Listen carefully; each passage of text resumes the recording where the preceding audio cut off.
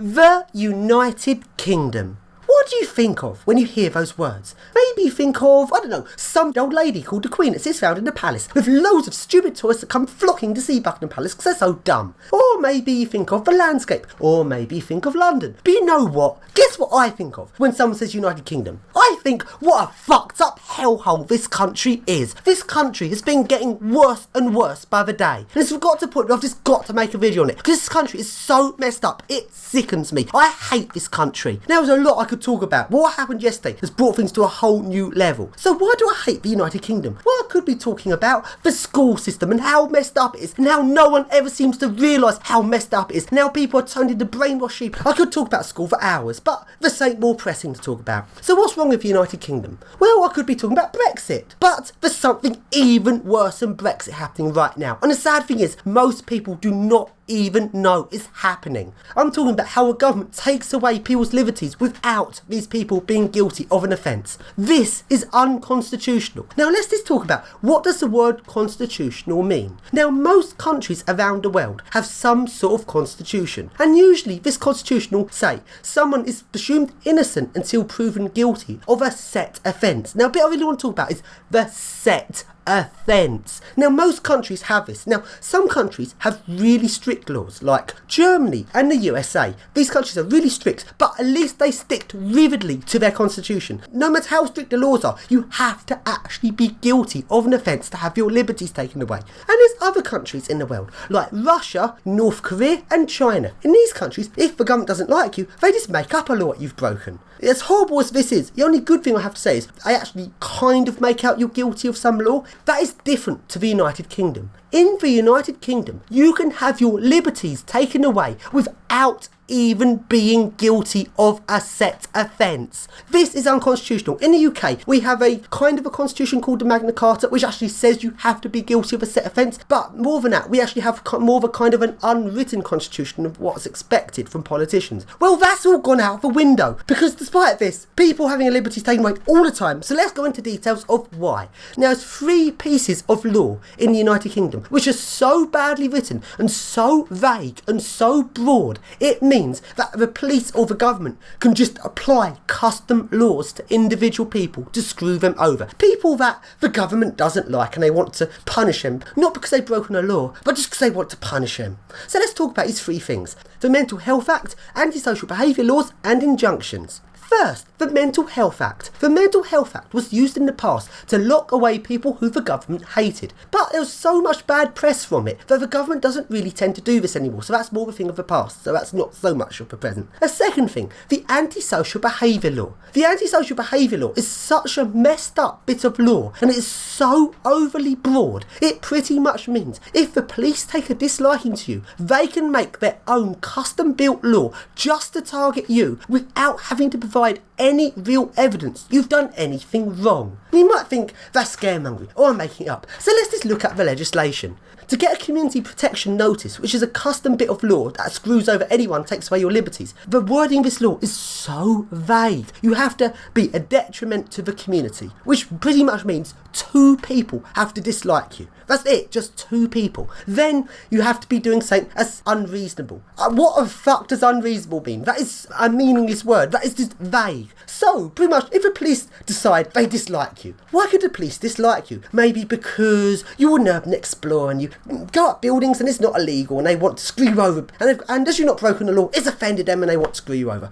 Or you could be someone like this person who made blogs about the police and just went around filming them. This person had autism and was doing absolutely nothing wrong, and the police managed to get him sent to prison. This is the state of this country. Is that a request or an order? Are you detaining me? No. Okay, I don't want to. That's all. Can you come this way, please? Do I have to? Because you were filming me a second ago. That's correct. Well, I want to know why, please. No comment. You have my details. Okay. Well, in which case, I'm going to take your details then. That's fine. I haven't got a problem with that, mate. Yeah, when I'm dealing with a situation, I don't appreciate being filmed without my consent, okay? Because it can be used as evidence and I can seize your phone under the Police Go Criminal ahead and do Evidence Act. that. No, I don't need to, but I want to know why you felt the need to film me a second ago. Both for your own safety and the safety of the man you're dealing with and your colleague. Okay. Because of your behaviour, Okay. you've given me suspicion, okay, in which case I could potentially be investigating a criminal offence here. Okay. Therefore, okay, under Police Reform Act 2002, you are required to provide me with your details. All right then, you're under arrest on Section 50 of the Police Reform Act. You don't have to say anything that may harm your defence. Do not mention any questions. Placing you under arrest, all right, for a breach of... Calm down. Right, you're under arrest. Okay.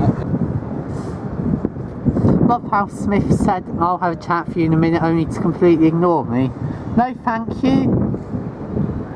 Oh, well, McDonald's employee doesn't like me filming. I'll just point it there for when he comes out then. What are you doing, mate? You can't be filming while I'm sitting there. Okay, thanks for that, but I'm not inside. I'm on. Yeah, but you're still filming us in there. So you're going to have to turn it off. No, thanks. Yeah, you're going to have to. Is he upsetting you and your customers? Yeah, well, he's upsetting me because... And what's even worse is almost anyone can hand out these community protection notices. First, there's to be community protection warning. Then, if you're still doing whatever it is the police don't like, they give you a community protection notice. And even community support officers can hand these out. And you should see how thick and dumb some of these community support officers are. They have no understanding of laws at all. They often tell you untrue things about a law. They are absolutely clueless people, yet they have this power to make custom built laws that takes away the liberties of anyone they choose. That is how messed up this country is. And the worst thing is, this never seems to come to the forelight. There's been lots of protests about bad things, like Extinction Rebellion, protesting about the environment, there's people protesting about Brexit, but how comes this constitutional crisis has not made the public news? Why is no one protesting about it? And I believe the reason is because the police only do this to people they think are too dumb to do anything about. So it's very much a discrimination against people who are not very intelligent. So the third thing I want to talk about, we've done Mental Health Act, we've done antisocial behaviour laws. A third thing is injunction law. Injunctions are something that the court can make to stop someone doing something in an emergency case because of whatever the person's doing causing a problem for someone else. Now, generally speaking, it has to go through a court, so to some level it's kind of not too bad because the judge actually has to approve it. But what I want to talk about is the persons unknown clause in injunctions. Persons unknown is a really broad clause. That means a person who has applied for the injunction can choose whoever they feel like to apply the injunction to. And no, as weird as that sounds, I'm not making it up. Once a building owner has a trespass injunction with a person's unknown clause, they can apply their injunction to anybody who they take a dislike to. Power to the corporations. The large corporations have the power to afford lawyers injunctions with effectively their own personal laws, which they can control and take away people's liberties over. And these injunctions are serious stuff. If you break one, as it always says on the big injunction posters, you could be imprisoned or have your assets seized. So these are no small things. These are really serious. So, if you want to make a difference in the world, if you want to change something, don't go into politics, but either become a big corporation and afford lawyers to make you on injunctions, or become a lawyer, because lawyers are all powerful. And for the rest of this video, I want to talk about a certain very powerful lawyer. The person I want to talk about is Stuart Wortley, and the amount of power Stuart Wortley has is beyond the power of a politician. Stuart Wortley pretty much set out the whole legal outlook around the area of injunctions and trespass. And he did this just within a couple of years, and he pretty much did this single-handedly. Like, that is more than what most politicians would be able to achieve in that time frame. That is quite crazy at a lawyer that has that much power, but it's also pretty horrific at all of this had the end result of someone being put in prison due to this. So, how does Stuart Wortley do this? Well, what he does is he can effectively create the law, because the way injunction law works, it works on a precedent. That means every single injunction passed is used for basis of the next injunction. So every time a judge passes an injunction that's a bit more broad, even by accident makes it slightly more broad, that means the next injunction after will be even broader. So with every single injunction Stuart Wortley passes, the injunctions get vaguer and broader with less and less actual evidence behind the injunction. So what am I talking about? Well, let's go right back to the start and talk about the history of Stuart Wortley. Let's look up Stuart Wortley. Stuart Wortley's a lawyer. He works for Eversheds, and his official title is a partner in real estate litigation. Real estate litigation. Sounds posh. What he actually means is he's Mr. Injunction and specialises in passing injunctions against people. Before we got into urban explorers, his most prolific injunctions were against Greenpeace protesters. Oh, I can't have those Greenpeace protesters. They're trying to do good in the world. We've got to get injunctions against them. He was responsible for injunctions against Greenpeace protesters at fracking sites. So fracking sites. He's helping the owners of fracking sites. Great morals there. I mean, you can't get better morals than that.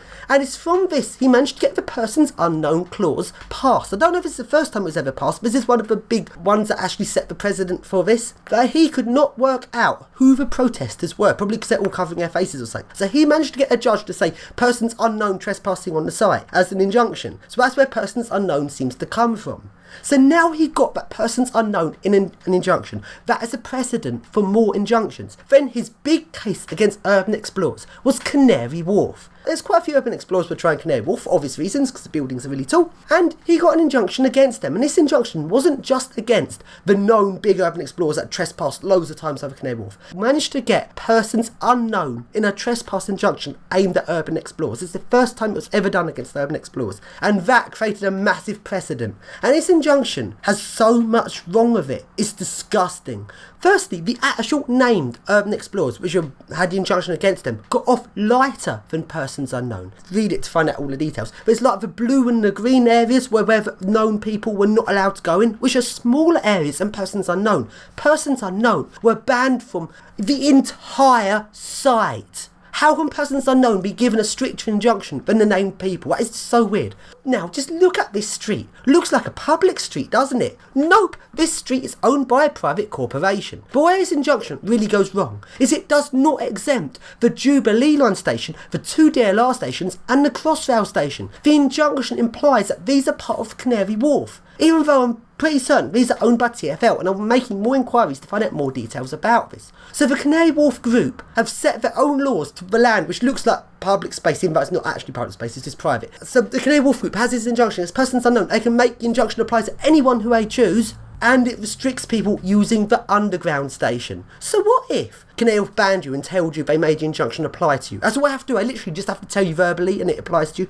So say you're leaving the Jubilee Line station, then you realise, oops, I can't leave the Jubilee Line station. I've got an injunction against me. Then you walk back to the barriers, then realise, oh dear, I've got no more money on my Oyster card. What do you do then? There's no public rights of way to the Jubilee or Donslow railway stations. If for whatever reason you were to start to leave the station, then you realised you couldn't get back on the train and you had the injunction and they made out the injunction was against you, that's it, you're trapped. You can't leave the station and you can't get back on the train. This is how badly worded this is. And what's even more disgusting is the fake police officers of Canary Wharf. They impersonate police officers. They're not police officers, they're just security. They look very much like police officers, don't they? And these people have been known not just to be in Canary Wharf's property, but they've actually roamed onto the Donslow railway station. And recently one of them was on Donslow railway station with some really twattish person who I think was some major person in Canary Wharf, and they said, oh look, a fake police officer. And not the security guard himself, but the other guy went, oh, it's not a fake police officer.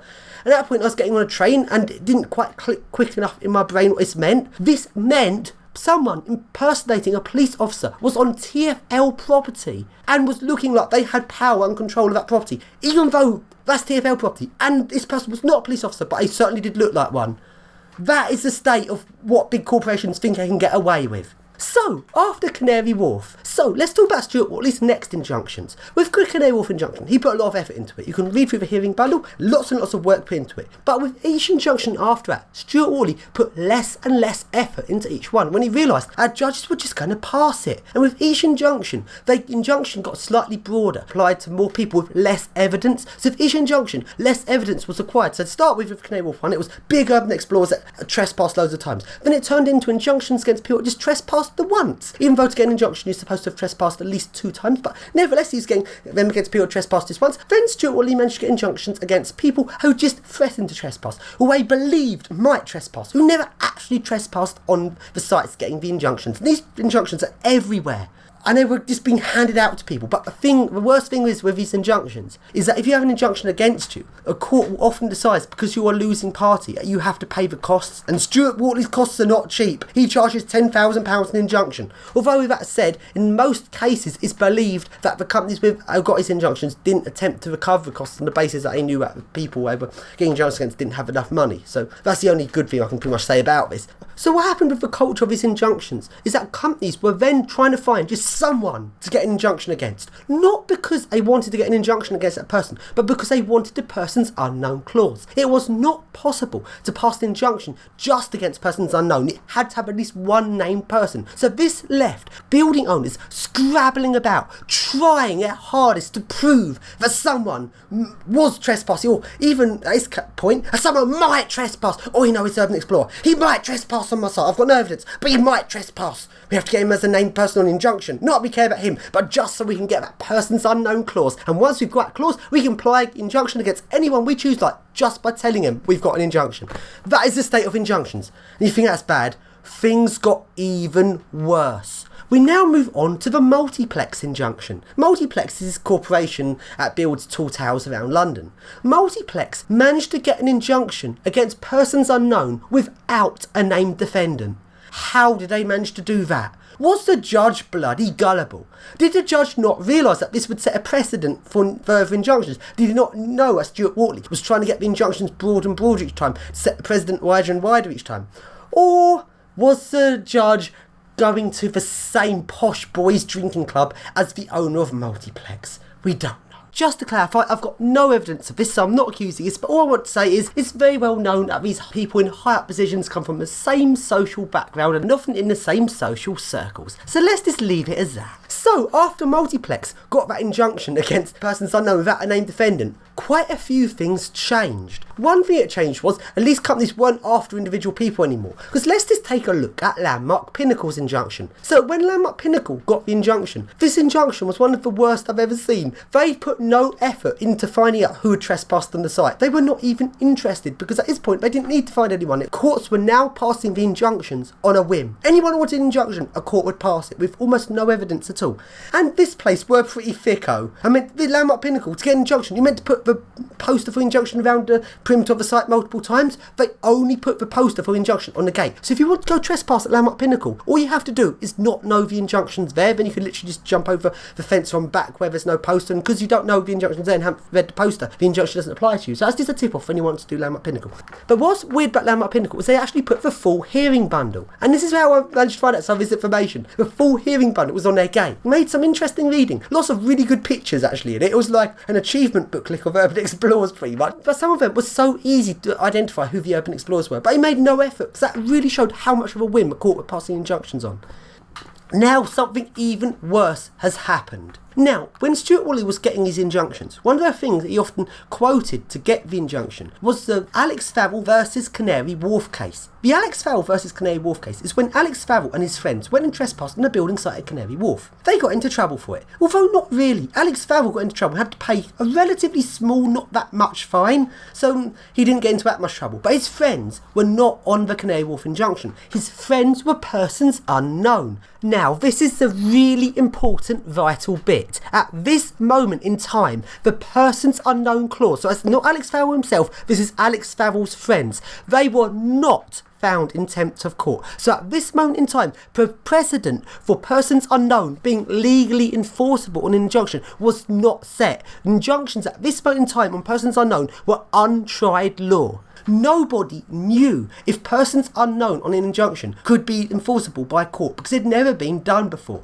Until yesterday, a new revelation has happened. Courts have now started enforcing it. This has set the precedent. This means that any future person at trespasses as persons unknown onto a site with an injunction can now be put in prison. That's right, you heard me correctly. If you just go onto some building that's got an injunction and you didn't realise it, it's now been set by the courts that you can now go to prison for doing that. Literally, the corporations have all the power now. And this case that came up that set this new precedent amongst the courts.